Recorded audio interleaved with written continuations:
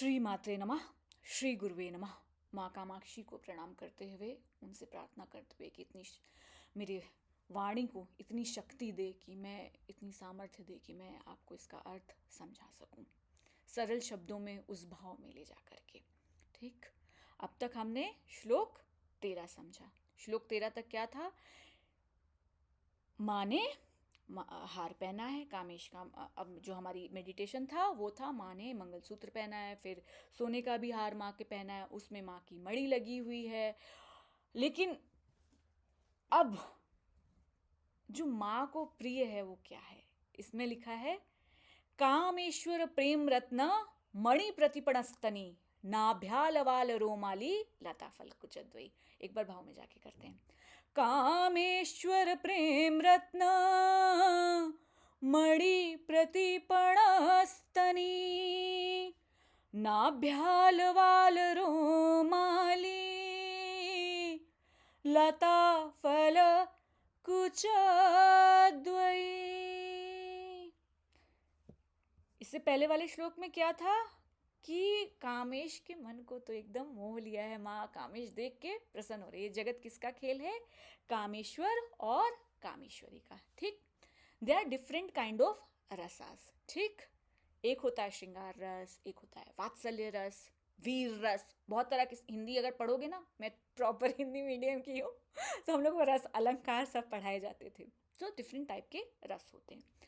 अब यहाँ पे जो बोला गया है, यहाँ इस श्लोक को एक बहुत मैच्योरिटी के साथ समझने की ज़रूरत है।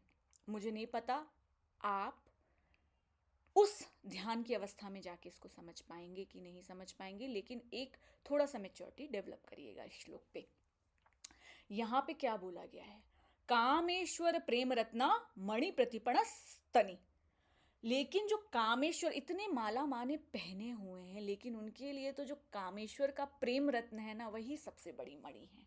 ठीक है, एक स्त्री के लिए उसके पति का क्या होता है? सबसे बड़ा जो धन उसका होता है, अर्धांगिनी कहते हैं ना, उसका पति होता है। तो अब यहाँ जो माँ और बाबा की बात की गई है, हमारे माँ, वो श्रृंगार रस में बोली गई है। ठीक, माँ का जो प्रेम है कामेश्वर के लिए वो श्रृंगार रस में है, और यहाँ ध्यान माँ के वक्ष स्थलों में जाता है। तो जो कामेश्वर का जो प्रेम रत्न है, उसके बदले माँ ने अपने वक्ष को कामेश्वर को दिया है। ठीक, दिस इज श्रृंगार रस। लेकिन जब हम माँ की आराधना करते हैं, हम आदि शंकराचार्य ने भी जब किया, पूरा इतना सौंदर्य लहरी आप पढ़ेंगे ना, और कांची कामाक्षी के ऊपर शंकराचार्य जी ने, यहाँ के जो शंकराचार्य, मुका कवि, आपकी मूक पंचशती लिखी। लेकिन वो भी आप पढ़िए, एक एक श्लोकों को पढ़िए, पूरी एक संकेत विद्या है वो। कुंडलिनी से भी आपकी बात करेगी, वो सौंदर्य की भी माँ के बात करेगी, भाव से लेकर द्वैत से पूरी अद्वैत की जर्नी है। लेकिन हर चीज एक माँ के भाव में जाकर देखा। माँ का भाव क्या होता है? वात्सल्य रस। हम अपनी माँ को कैसे देखते हैं? जब छोटे से बच्चे होते हैं, एक बच्चा क्या होता है, माँ के स्तनों में जब डरता है तो जाके चिपक जाता है ना, माँ का स्तनपान करता है। तो क्या उसकी दृष्टि होती है उसकी माँ के लिए? माँ की दृष्टि होती है, कोई ऐसा गलत भावना होती है? नहीं होती है ना। ठीक, तो हम अगर अब ये ध्यान कर रहे हैं, तो हम तो माँ बुला रहे हैं ना, तो वात्सल्य भाव में जाके करेंगे। इस श्लोक का मतलब क्या हुआ? माँ को सबसे प्रिय क्या है? इतने गहने पहने हैं, लेकिन उस गहनों से सबसे प्रेम प्रिय क्या है? माँ को कामेश्वर की प्रेम मणि, और उसके बदले माँ ने अपना वक्ष उनको दिया है। ठीक, और हम माँ के वक्ष पे जब ध्यान करेंगे तो एक छोटे से बच्चे की तरह करेंगे। छोटू सा बच्चा अपनी माँ के एकदम गले जाके चिपक जाता है ना, कृष्ण जी यशोदा को कैसे जाके ऐसे चिपक जाते हैं, है ना, वैसा। आगे, अब नाभ्यालवाल रोमाली लता फल कुचद्वई।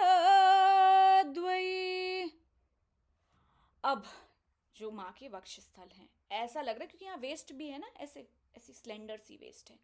अब ऐसा लग रहा है किसी पतली सी लता एकदम गई इतने माँ के वक्ष से, उस पर लता पे वो जैसे फल लटकते हैं ना, वैसे उस तरह का ये हो रहा है।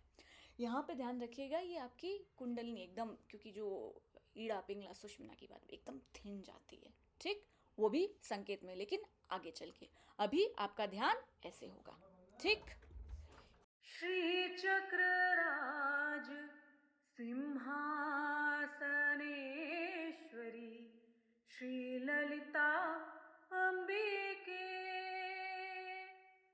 आगम वेद कलामय रूपिणी आगम वेद कलामय रूपिणी अखिल चराचर जननी नारायणी श्रीचक्रराज